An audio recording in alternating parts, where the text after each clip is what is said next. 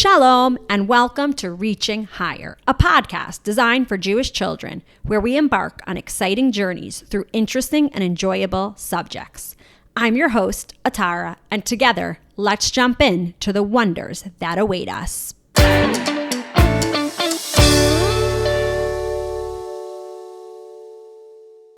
Welcome to our newest episode of Reaching Higher. Today, we're going to talk all about running and running the marathon. A marathon is a really long race that's 26.2 miles, or if you know kilometers, it's 42.2 kilometers, and that's really, really long. Today, we are joined by a guest that a lot of you have probably heard of, and her name is Beatie Deutsch. Beatie Deutsch is a super fast runner from Israel. She's the champion of both the marathon and the half marathon. And guess what? She's also a mom and has 5 kids. And she didn't run as a kid. She only started running later in her life, and then she became a professional runner. That means running is her job. She represents the state of Israel, and she's here with us today on Reaching Higher. We're so excited, and let's welcome her and bring her on right now.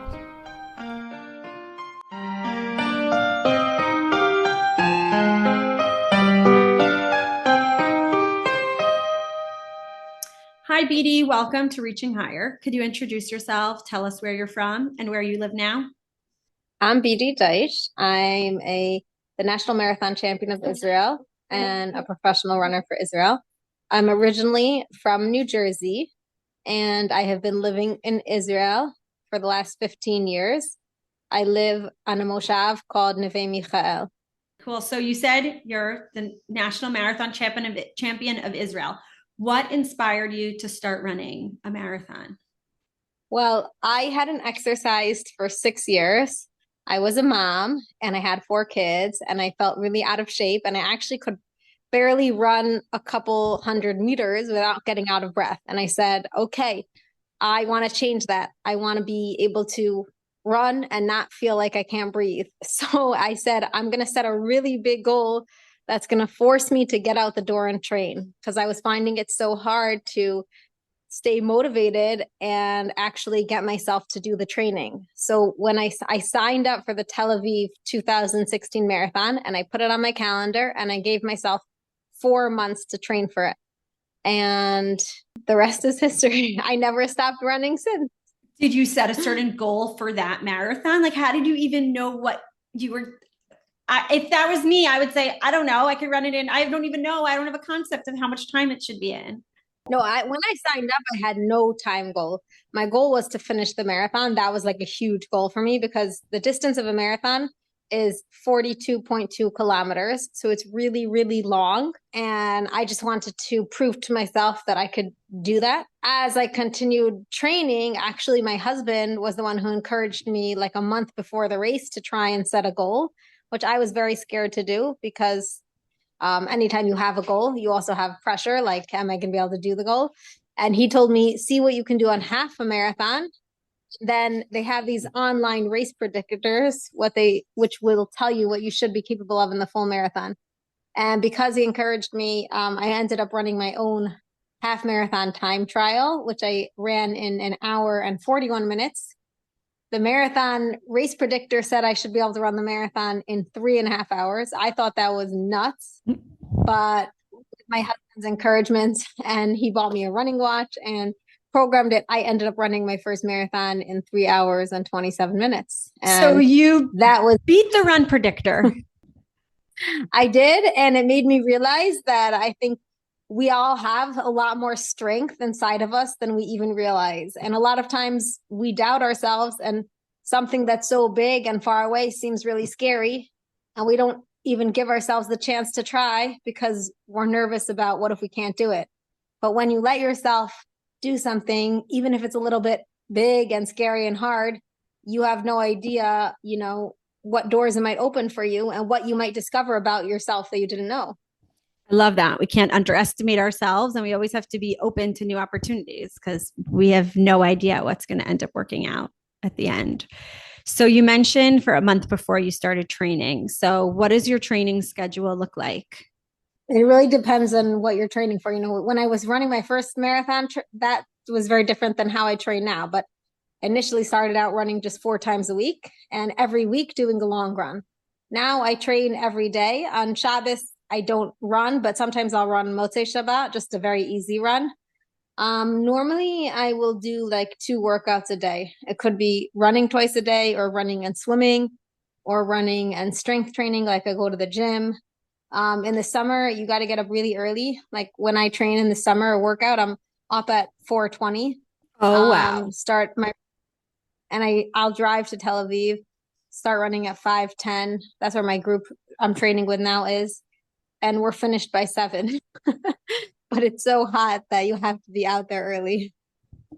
Takes a lot of dedication, as you clearly have, in order to wake up so early in the morning by choice to do something like that. Amazing. So it sounds like exercise is obviously part of the puzzle, but how do diet and nutrition play a role? Do you have to eat certain foods to stay healthy and strong?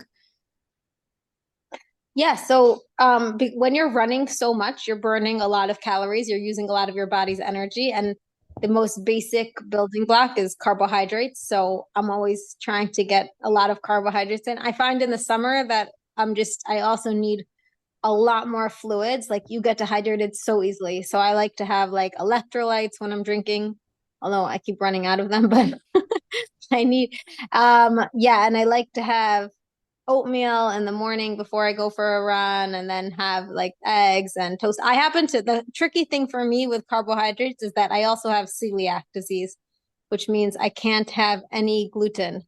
So I'm not a big bread fan. I don't really like the gluten-free bread, but I'll have a lot of I can have rice and sweet potato and quinoa. And I Wow. like brown rice pasta. Are one of these things your favorite pre-race snack or meal? I always have oatmeal before a race. I wouldn't say I really like it. I just find that it's filling and it sits well in your stomach. Like if you would ask me what my favorite thing to eat, it's like my favorite post-race snack is like a Reese's peanut butter, but I Oh. don't eat that before. I imagine that wouldn't settle so well in your stomach before a race. So, Just like sugar rush that you don't need. Yeah. of course. So, how do you prepare yourself before the race besides eating? What else do you do to prepare your body? Well, before a race, it's, I think, really important to stay as calm and relaxed as possible. We don't realize how much energy we're using up when we're anxious or tense. And I like to daven in the morning before I run. So most of my races are always in the morning. So that always clears my mind and helps me stay very relaxed. And then usually we warm up like a couple kilometers so that your body's not you don't want to start out running really fast before your body's warmed up. So you start out running slowly. And then also I would do like a couple strides, which basically helps you pick up the pace. You're running faster for like 100 meters so that when you start running fast, your body is already used to it a bit. So it's not like a shock. So that's typically how I'd warm up for a race. And then when the race starts and you're running miles, kilometers after kilometers, is there a certain thing that you're always thinking about? Like, how do you pass the time and what's in your mind during that long run? Well, the fun part about running is that I always say, like, I never know exactly what's going to come up in my head. So that's part of the adventure to see, like, what am I going to actually think about? I do have several mantras that I like have been using all the time. I like to stay as relaxed and calm as possible. So I think that when you look at nature and just appreciate the world around you, that really helps you do that. And to remind myself always that we get to do this. Like running is really a gift. It's just an opportunity to use my body and realize how miraculous our bodies are. And that thought is always going through my head in the beginning of a marathon. You always hopefully you feel really good for at least the first half of the marathon. Like if it feels bad, it's going to be a bad, like, because a marathon is so long, you have to pace yourself. So the beginning of it feels really good and it's so enjoyable. And you're just kind of like soaking everything in. And if it's a big race, you have people cheering for you and you appreciate all the different sensations. And then when it gets hard, it's kind of like seeing just how being curious, like how much more can my body handle? How much further can I go? How much can I push myself? How much can I get out of myself, And even enjoying that moment. instead of viewing it as like, oh, this is so painful, this is so uncomfortable, it's kind of like embracing this moment to helping you become like the better version of yourself. And kind of like runners like to suffer. So we look forward to that part at the end. I like that, but I like that attitude of viewing it like a privilege. But you also mentioned the hard parts. So, what is the hardest part about running a marathon? Usually it's the last 5 kilometers. Your body's really tired at that point. You've run really fast for a really long time. If you're racing it like the way I do, then you're really getting to the edge of your threshold. And by the last 5 kilometers, it takes every single ounce of strength to keep fighting and keep pushing forward. It's almost like it's so hard because it's not enough to just like maintain momentum. If you're maintaining, you're going to end up running slower, and you don't want to fall off the pace. You want to be able to. So you're like fighting, and you just want the finish line to come. Like you're like, when is it over? But if you think when it is over, it's also how every thought that goes through your head could either propel you forward or pull you back. So if you let yourself become, feel exhausted and like, oh my gosh, I can't handle this. When is it over? When am I done? Your body's going to feel that, and you're going to feel heavier. But if you can like channel the positive thoughts, then you'll hopefully feel a little, lighter and stronger as you get to the finish. It's amazing because I think when we think about marathons, or definitely when kids are thinking about marathon, they're only thinking about the distance of it and like physically how we get through it. Like, how does my body run so fast? But it's so interesting to think about how so much of it is really in our mind, like how we tell ourselves. Of course, you have to be in a certain, physical shape in order to run a marathon, but it's also a lot about how we talk to ourselves, like you're saying, and how we're thinking about how we're going to get over the challenging times. So, can you tell us about a particularly challenging time, something that you overcame, something that came up during a race and you were able to overcome it? Yeah, the last big marathon I ran was actually pretty long time ago because I've been dealing with an injury, and that was in Tokyo, in Japan. And I had come a really far way to run that race. I remember not feeling good. It was not even halfway through. So like even before I had gotten to the halfway point, I started to feel like, wow, this feels hard. And I was really nervous, like, am I even going to be able to finish? And maybe it's not worth it. Maybe I should drop out. And I was thinking about all of that. And I was really lucky that like I saw a guy in front of me, and he kind of encouraged me to stay with him. He was trying to get his 6th gold star. If you run certain, they're called world major courses, then you get a gold star. So I could see he was trying to finish this to be a gold star finisher. And I just decided to stay with him and see. I said, see how long you can stay with him and how you feel after that. It's always interesting how you can hit a rough patch in a marathon, but that doesn't mean that the race is over, because somehow after that I ended up passing him.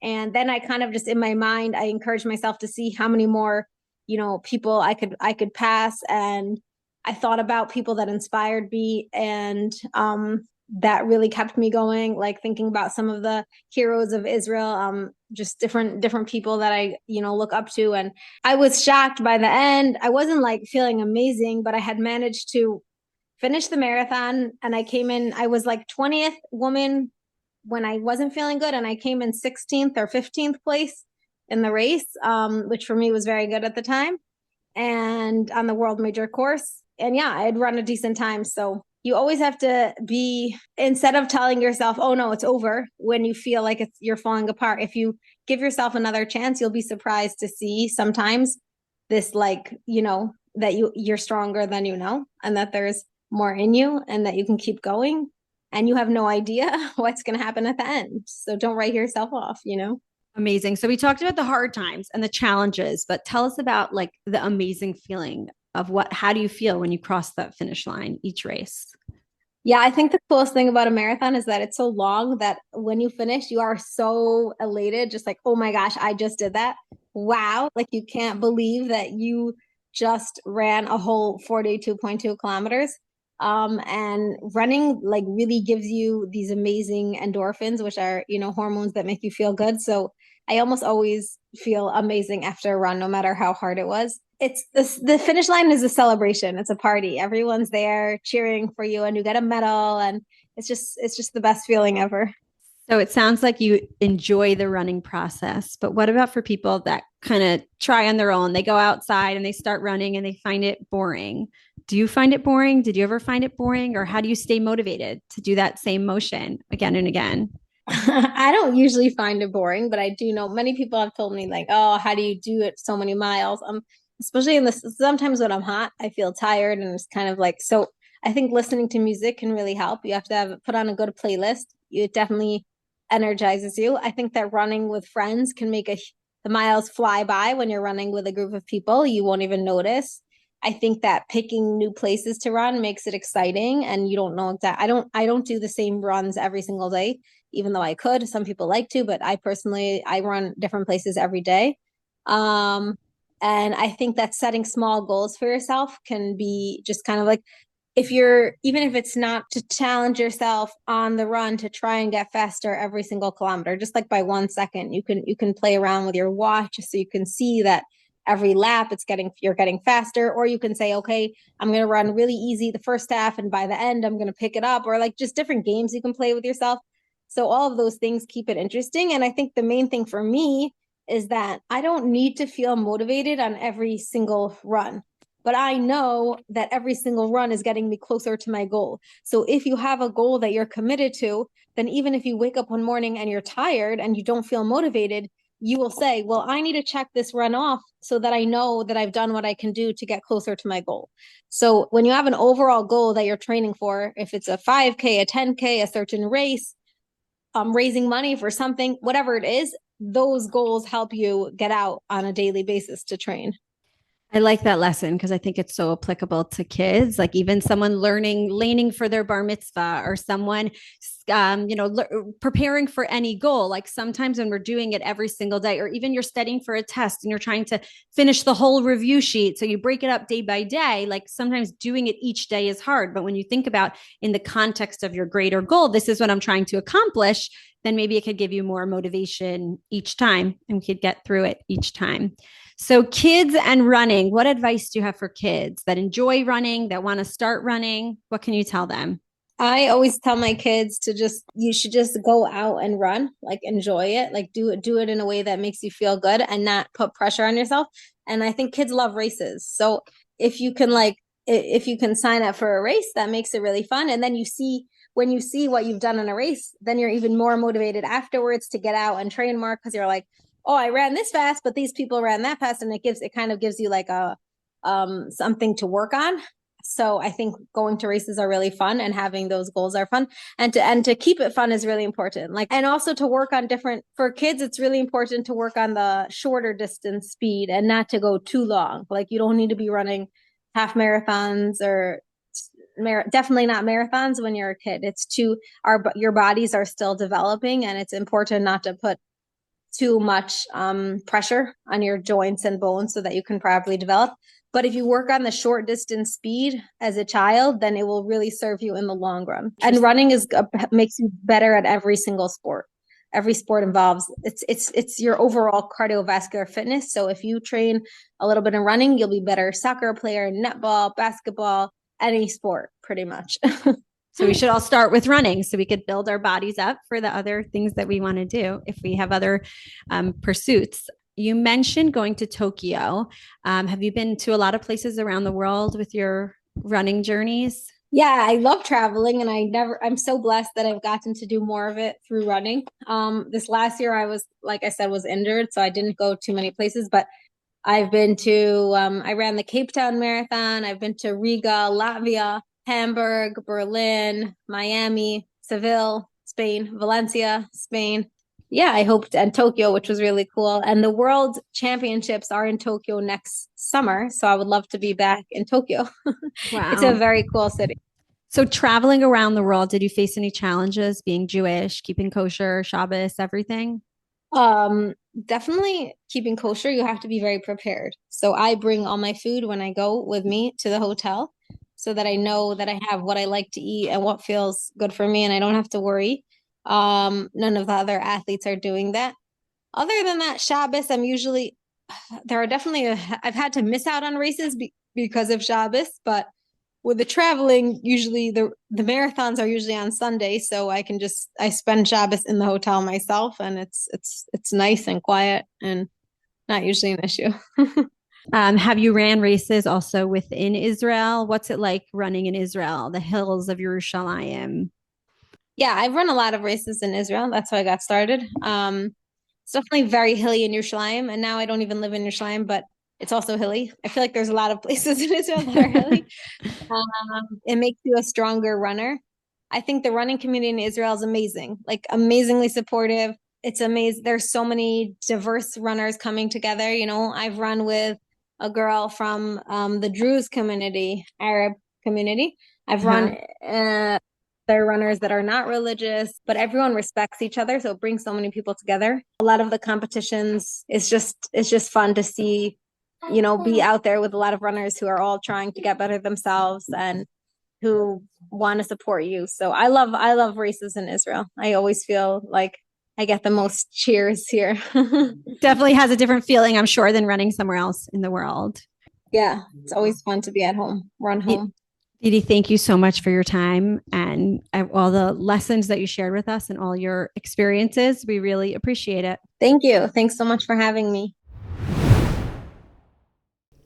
Today, I'm going to tell you an incredible story about a man who showed the world that nothing is impossible if you believe in yourself and you work really, really hard. This is a story about a man named Roger Bannister. A long time ago, in 1954, people thought it was impossible for anyone to run a mile in less than 4 minutes. Doctors and experts said that the human body just couldn't possibly do it.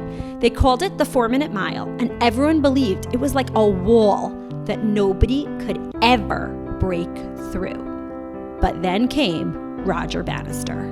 Roger Bannister, he didn't believe that. He thought, why can't I be the first one to do it? So he decided to train really hard. He was a student who loved running, and even though he wasn't rich and he wasn't famous, he had a big dream and a lot of determination. Roger practiced every day, getting faster and faster and faster and faster. He imagined himself running that mile in under 4 minutes, and he never gave up, even when it was really hard. Then, on May 6th, 1954, the big day came. He ran the mile in 3 minutes and 59.4 seconds. He did it. He proved everyone wrong and showed that the impossible was possible.